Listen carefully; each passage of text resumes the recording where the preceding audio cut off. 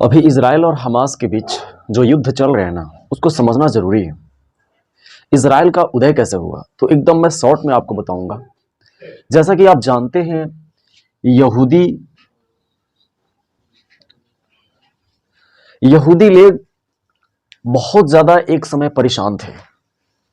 अपनी जान बचाने के लिए कभी यहां तो कभी वहां, कभी इस देश से तो कभी उस देश में, है ना, भाग रहे थे।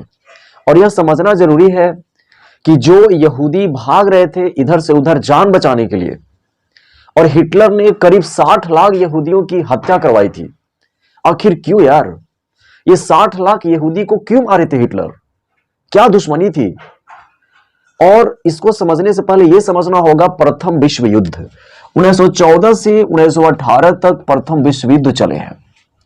और इस प्रथम विश्व युद्ध में जर्मनी की हार हुई है, ऑटोमन साम्राज्य की हार हुई है। अब इस जर्मनी को जब हार होता है तो जब हिटलर का उदय होता है तो हिटलर सारा दोष, मतलब ज्यादा से ज्यादा दोष जो लगाता है वो यहूदियों को लगाता है। वो यह समझता है कि यहूदी जर्मनी के लिए गद्दारी का काम किए, वह युद्ध में साथ ना देकर के वो गद्दारी का काम किए। दूसरी बात आपको यह समझना होगा कि हिटलर के द्वारा यह आरोप लगाया गया कि यहूदी लोग काफी पढ़े लिखे और काफी शिक्षित थे। मतलब जहां आम जनता को जो परेशानी होती थी वो यहूदियों को नहीं होता था। वो संसाधनों का उपयोग कर लेते थे और अपनी जीवन को बड़ा ही खुशहाल और बड़ा अच्छा बिताते थे। मतलब बहुत ही तेज तर्रार थे, जिसकी वजह से और लोगों की हालत खराब थी। तो इस तरह से कई आरोप लगाए गए यहूदियों पर। युद्ध में हार हुआ, उस पर भी आरोप लगाए गए, जिस कारण से हिटलर ने यहूदियों की मारने को ठाना। और दूसरी बात यह भी थी, एक बड़ी बात, कि यहूदी लोग प्रथम विश्व युद्ध के बाद जब जर्मनी की हार होती है तो एक अपना देश की मांग करते हैं। जब अपना देश की मांग करते हैं तो इसको सहायता करने के लिए आगे कौन आता है? ब्रिटेन। जरा सोचिए, तो हिटलर को लगता है कि इन सारी समस्याओं को, अभी तो मेरा समस्या खत्म भी नहीं हुआ, प्रथम विश्व युद्ध में हम हारे हैं, हमें बहुत बड़ा रकम हर्जाना के रूप में देना पड़ रहा है, हालत एकदम दयनीय है, और एक अलग से देश की मांग कर रहे हैं।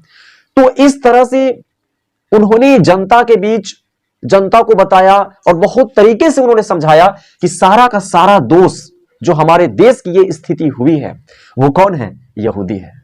और लोग मान भी गए यार, लोग समझ भी गए, क्योंकि हालत बहुत ही खराब हो चुकी थी उस समय जर्मनी की। तो यहूदियों को मारने के लिए ठाना।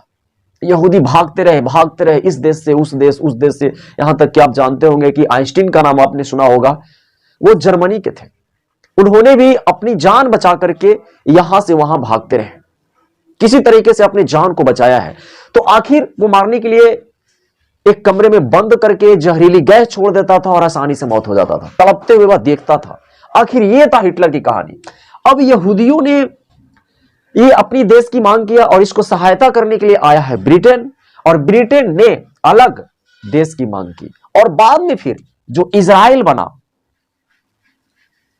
इजराइल फिलिस्तीन से बना है, और फिलिस्तीन तुर्की का ऑटोमन साम्राज्य, यानी तुर्की की प्रथम विश्व युद्ध में हार हुई, यानी ऑटोमन साम्राज्य में जो फिलिस्तीन था और भी कई देश थे, 5-6 देश थे, तो उसमें इजराइल था नहीं। जो जेरूशलम है वहां पर इनका पवित्र स्थान है, मतलब वो एकदम जेरूशलम को अपना मानते हैं। जो एक चीज और समझिए, यहूदी से ही बना है इस्लाम और यहूदी से ही बना है ईसाई। ये दो यहूदी से ही बने हैं। ये लोग इब्राहिम को मानते हैं और ये भी इब्राहिम को मानते हैं, लेकिन फिर एक दूसरे में इतनी लड़ाई क्यों? जो भी आप मिडिल ईस्ट का देख रहे हैं, जैसे कि मिडिल ईस्ट में आपका हो गया, इधर बहुत सारा देश हो गए, इधर तुर्की आप देख लीजिए, साइप्रस देख लीजिए, सीरिया, ठीक है, तुर्की, साइप्रस, सीरिया, लेबनान, इजराइल, ठीक है, फिलिस्तीन, ये सब, जॉर्डन, मिस्र, सऊदी अरब, यमन, ओमान, कुवैत, ये सब।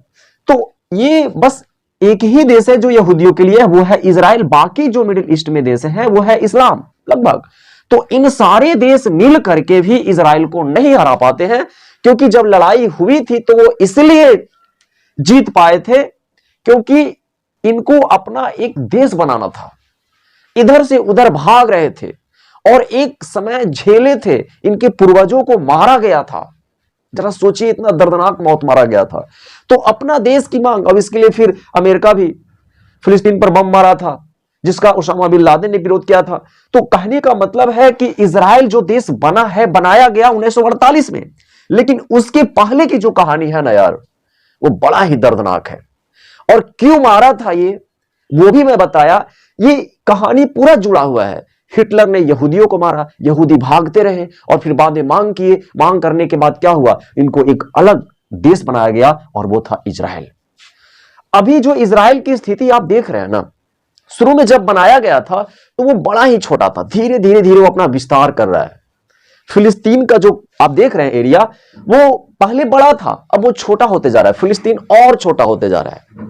तो हमास जो है वो फिलिस्तीन का एक आतंकवादी संगठन बोल सकते हैं, मतलब वो फिलिस्तीन के लिए काम करता है तो उसको आतंकवादी बोला जाता है। तो इजराइल जो है और अभी हमास, ये दोनों के बीच युद्ध हुआ है, यानी इजराइल और फिलिस्तीन के बीच यह युद्ध है।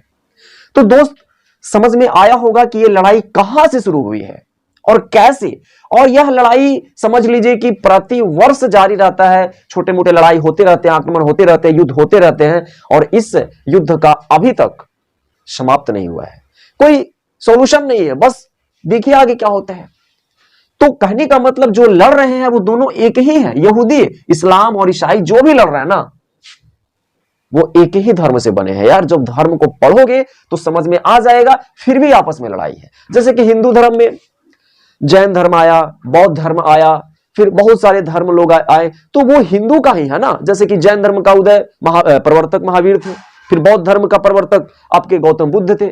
तो कहीं ना कहीं फिर बाद में सिख जो बना, हम लोग जो पढ़े थे, तो सिख भी क्या बना, हिंदू का ही, क्योंकि वो थोड़ा कट्टर बनाने की कोशिश किया। सिखों के साथ भी वही दुर्दशा थी, सिखों मारा गया था उनको, तो वो एक अलग प्रकार के हिंदू, लेकिन काफी मिलता जुलता रीति रिवाज आपको इन धर्मों में मिलेगा। तो उसी प्रकार बहुत पीछे आप जाएंगे तो यहूदी आपको एक धर्म मिलेगा जो काफी पुराना धर्म है, काफी पुराना है। समझ लीजिए कि वैदिक काल जिस समय से है, 3000 साल पहले, लगभग 3000 ईसा पूर्व, उस समय से यहूदी का उत्थान हुआ है और मतलब काफी पुराना है। और यहां से इस्लाम और ईसाई बना है। और किस प्रकार यहूदी झेल रहे हैं और आज की स्थिति वर्तमान में यहूदियों की क्या है, किस प्रकार वो अपने देश को बचाने के लिए दूसरे लोगों को मार रहे हैं, काट रहे हैं, ताकि उनकी रक्षा हो सके, है ना। तो दोस्त, आज इतना ही, फिर मिलते हैं।